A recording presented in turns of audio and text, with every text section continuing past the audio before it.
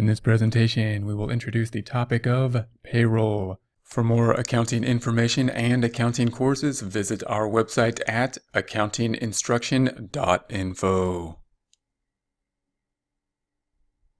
Discussing the first question whenever we have a new topic, and that is, what is it? Why do we need to learn it? Why learn payroll accounting? There's going to be many different reasons to learn payroll accounting. One, from an accounting standpoint, we'll learn the journal entries related to payroll, and those are going to be some of the more complex journal entries there are. They're going to be longer journal entries, more complex journal entries because of the types of laws and regulations that have been put in place, including withholding laws and tax laws. So just from an accounting standpoint, it's really a good practice to learn the debits and credits related to payroll because they are journal entries that many people, even accountants, don't understand well. The other reason to know payroll is, of course, it's a huge expense to the company. Payroll is usually one of the larger expenses that companies need to pay in order to stay in operations, and therefore it's really significant from a managerial standpoint and a standpoint of decision making for the company. Payroll's also become more of a specialty in and of itself. It's growing. We'll talk more about that growth, but in that growth, that means there's going to be more complexities and more things that we need to know, more laws and regulations related to payroll. There's kind of a relationship between payroll and the human resources in terms of the laws and regulations that need to be kept in place. Payroll deals with that sensitive information. We have social security numbers that we have to deal with. We have other personal data, and we have to deal with internal controls related to payroll as well. So applying those accounting concepts as well as concepts overall in a process, a business process related to internal controls, including separation of duties for, in one case, to minimize fraud and minimize theft of both money, being liquid asset in terms of the payroll, which is a big area where fraud could happen, as well as theft of information, which of course is a big deal these days as well. We want to make sure that we're safeguarding people's information. In terms of laws and regulations, they have increased with payroll, and part of that has to do with the withholding laws, and that's going to be some of the stuff from an accounting standpoint that will focus in on those withholdings and how to report those withholdings. As we discuss these withholdings, however, we need to point out that they do differ from location to location. So if we're talking about the federal type of laws within the United States, they will apply universally to the states, but state laws will then differ from state to state, which adds a level of complexity. If we're in another country, then we're going to have similar laws that could be in place with relation to payroll taxes.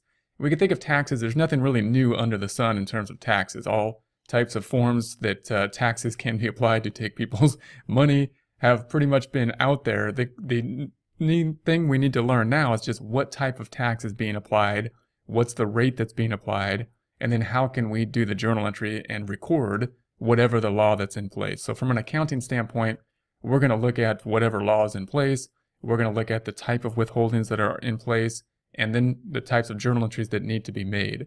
We'll do that mainly from a federal law standpoint in payroll taxes. The state laws for payroll taxes in the United States will oftentimes mimic the federal law in many ways, so we can apply the same types of principles.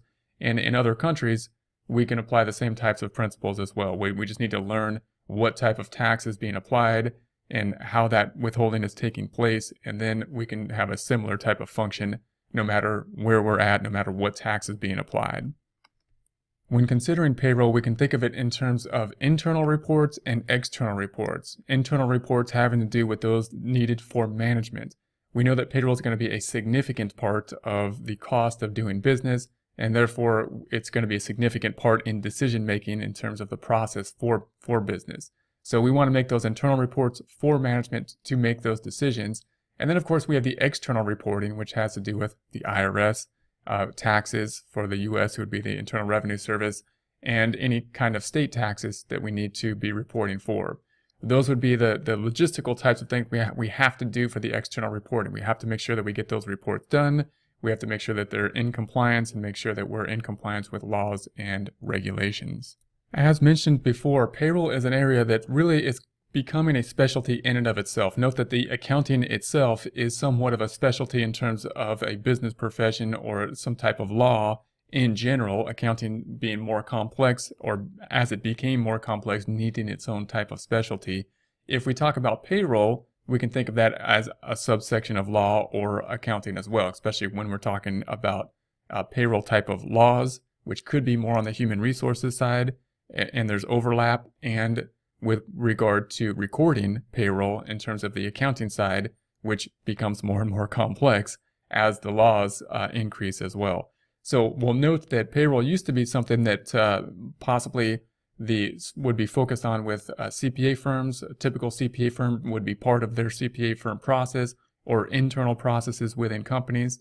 Oftentimes now is being a more specialized thing, which could have a third parties that are often just specializing within payroll in and of itself, meaning you can become a payroll professional and focus primarily on payroll and the different laws and regulations within payroll. And that means it's also true that laws have increased over time, and it's probably likely that they will continue to increase the complexity of laws. And as that happens, it's likely that payroll will become more of a specialty and could be an area of focus for those that are interested in it. For more accounting information and accounting courses, visit our website at accountinginstruction.info.